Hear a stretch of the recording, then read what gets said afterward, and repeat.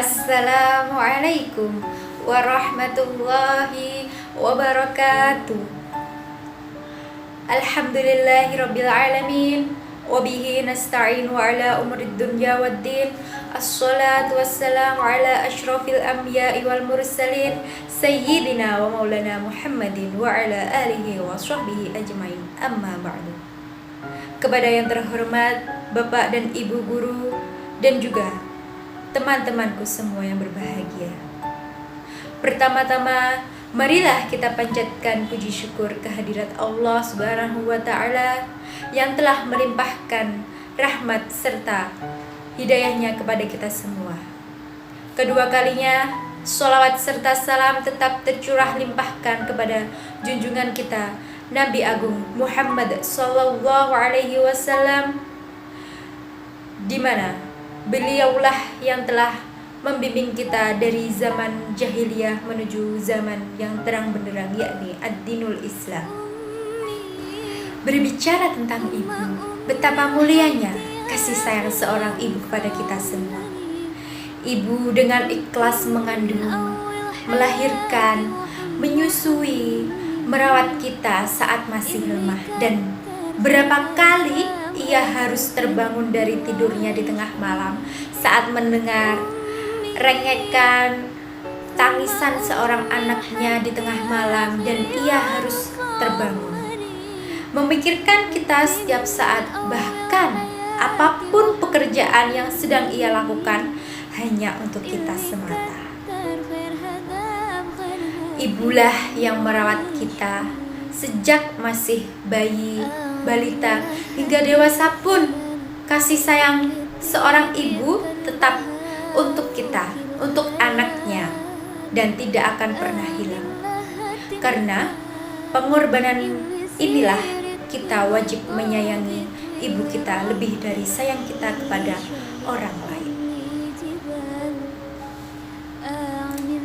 Pada surah Al-Luqman ayat 14, Allah berfirman yang artinya, dan kami perintahkan kepada manusia untuk berbuat baik kepada kedua orang tua ibunya yang telah mengandungnya dalam keadaan yang lemah dan bertambah-tambah, dan menyusuinya selama 2 tahun.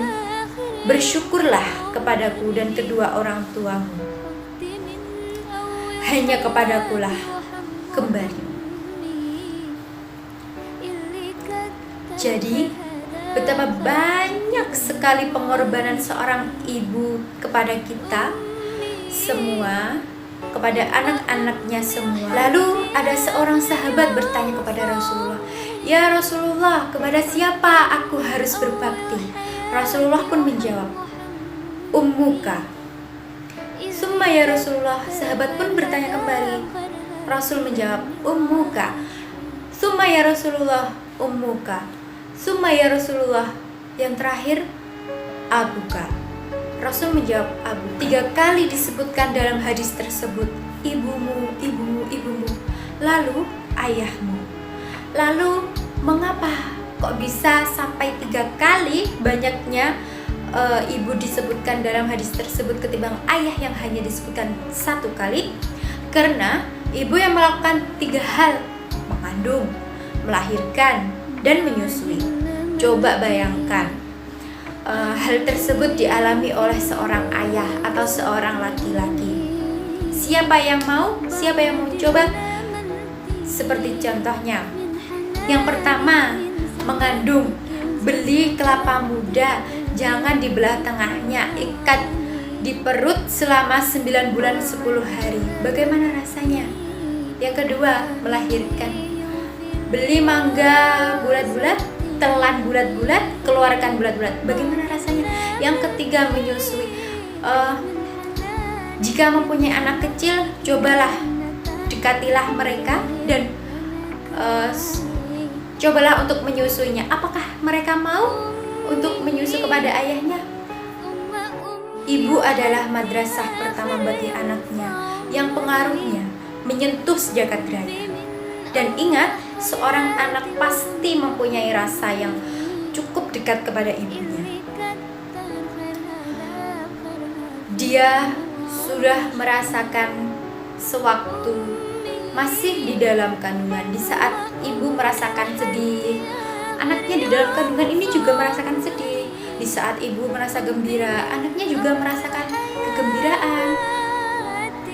Ada yang beranggapan, ngapain sih wanita harus sekolah tinggi-tinggi? Ngapain sih harus sekolah jauh-jauh ke sana kemari? Toh nanti juga berakhirnya di sumur, dapur, kasur. Bukan untuk apa-apa, supaya kita nanti bisa mendidik anak-anak kita menjadi anak-anak yang berbakti, anak-anak yang hebat, anak-anak yang bisa meniru perilaku yang baik, yang bisa mencontohkan sesuatu hal yang dari itu. Sayangilah kedua orang tua kita, terutama ibu, karena surga ada di telapak kaki ibu dan kita harus berbakti kepadanya.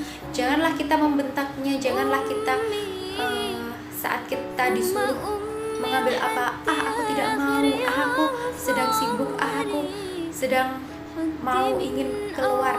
Jangan seperti itu, karena kasih sayang seorang orang tua kepada kita sangatlah dekat dan kita harus mensyukurinya. Demikian ceramah yang bisa saya sampaikan, kurang lebihnya saya mohon maaf. Wabillahi taufiq wal hidayah. Wassalamualaikum warahmatullahi wabarakatuh.